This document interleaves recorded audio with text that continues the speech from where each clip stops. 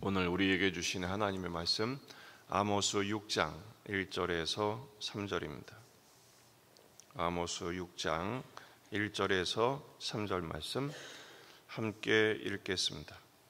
화 있을진저 시온에서 교만한 자와 사마리아 산에서 마음이 든든한 자 곧 백성들의 머리인 지도자들이여 이스라엘 집이 그들을 따르는도다.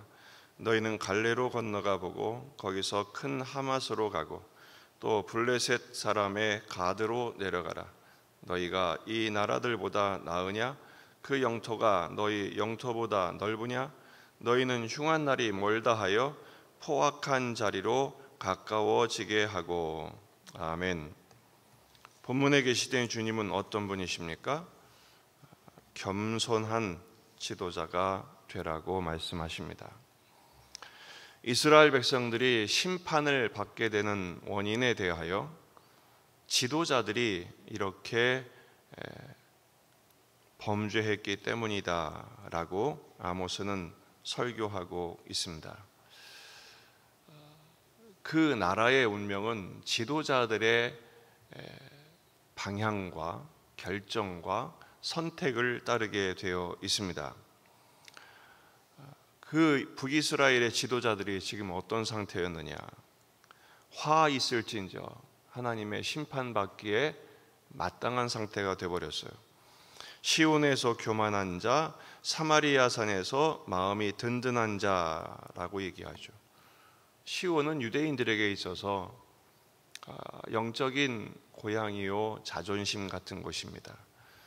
왜냐하면 시온산은 하나님이 계신 집이 있기 때문이죠. 그런데 그 시온에서 오히려 하나님보다 그 마음이 높았다, 교만했다라는 것입니다. 사마리아 산은 북이스라엘의 수도입니다. 여로보암 2세 때 얼마나 번영했는지 솔로몬과 다윗 시대가 부럽지 않을 만큼 이 여로보암 2세 때가 가장 강성했어요. 그 사마리아 산이 당시에 번영했던 시대의 상징과 같은 것이죠.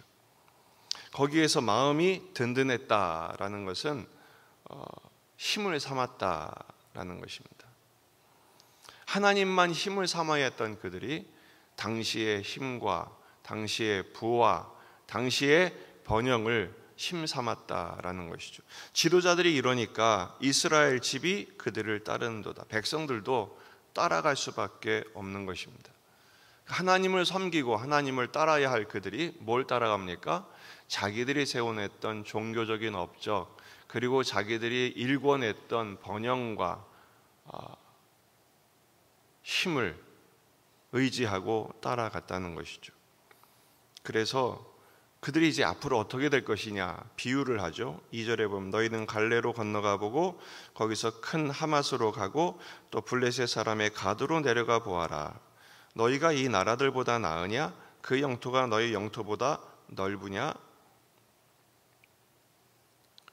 갈레와 큰 하맛 그리고 블레셋의 가드들은 실제로 지금 사마리아보다 크지 않습니다. 그런데도 이런 식으로 반문하는 형식으로 묻는 이유가 무엇입니까? 너희가 마찬가지로 이렇게 될 것이다. 작은 나라, 줄어든 영토, 아무것도 아닌 것처럼 될 것이다 라는 것입니다. 왜냐하면 하나님이 심판하셔서 나라가 망하게 될 것이거든요. 그들이 왜 이렇게 교만하고 방종하는 상태가 되었을까요? 3절 너희는 흉한 날이 멀다 하여 포악한 자리로 가까워지게 하고 그랬어요. 흉한 날, 원래는 하나님의 날이죠. 여호와의 날입니다. 심판의 날입니다. 멀다는 말은 부정하는 것입니다. 심판이 어디 있어? 하나님의 심판은 없어. 멀다란 단어가 원래 직역하면 추방하다 이런 거예요. 하나님을 향한 경외도 하나님의 심판에 대한 두려움도 마음에서 추방해버린 것입니다. 왜 그렇습니까? 지금 가진 부와 지금 가진 힘과 지금 우리가 보유하고 있는 군대가 이렇게 강력한데 무슨 심판의 날이 있겠어? 라는 교만과 방종하는 마음이 가득했기 때문이죠. 그들이 왜 하나님의 정의와 하나님의 공의를 포악과 착취로 바꿔버렸을까요? 그 이유는 엄중하신 하나님의 심판이 없다는 교만 때문이었습니다. 결국 사람이 망하는 것은 교만한 마음입니다. 교만이 무엇입니까? 하나님을 인정하지 않는 것입니다. 하나님보다 자신을 높이는 태도죠. 데살로니가전서 5장 3절, 그들이 평안하다 안전하다 할 그때에 임신한 여자에게 해산의 고통이 이름과 같이 멸망이 갑자기 그들에게 이르리니 결코 피하지 못하리라. 교만은 패망의 선봉입니다. 그러면 이 말씀을 들을 때 우리는 그런 말을 할 거예요. 우리는 무슨 지도자도 아닌데, 높은 자리에 있는 사람도 아닌데 우리에게 해당되는 것인가? 지도자들뿐 아니라 그 북이스라엘의 지도자들을 따라갔던 이스라엘 백성들까지 다 포함됩니다. 그리고 지도자가 무슨 대단한 지위에 있는 사람만 지도력이 있는 것이 아니라 진정한 지도력은 뭡니까? 영향을 미치는 거예요. 우리 집에서 내가 영향을 미치고 있는 존재 아닙니까? 내가 있는 그곳에서 내가 인상 쓰고 있으면 다 영향을 받죠. 분위기가 싸해지는 것입니다. 혹은 내가 함께 웃으면 같이 웃음을 주고 마음 편안해지도록 영향을 미치고 있지 않습니까? 다 영향을 미치고 있는 리더십입니다. 지도력을 갖고 있는 지도자들인 셈이죠. 나도 모르는 사이에 영향을 끼치고 영향을 받습니다. 그러므로 오늘 말씀이 어느 누구에게도 예외일 수 없습니다. 다시 말해 하나님의 심판을 피할 수 없다라는 것입니다. 우리 안에 있는 교만과 방심, 따라서 이 교만과 방심을 오히려 몰아내는 추방하는 회개하는 심령이 되기 위해서는 어떻게 해야 될까요? 첫째는 하나님만 힘을 삼아야 합니다. 그래서 다윗은 노래하죠. 시편 18편 1절, 나의 힘이신 여호와여 내가 주를 사랑하나이다. 하나님만 나의 힘이십니다. 여호와는 나의 반석이시요 나의 요새시요 나를 건지시는 이시요 나의 하나님이시요 내가 그 안에 피할 나의 반석이시요 나의 바위시요 나의 방패시요 나의 구원의 뿌리시요 나의 산성이시로다.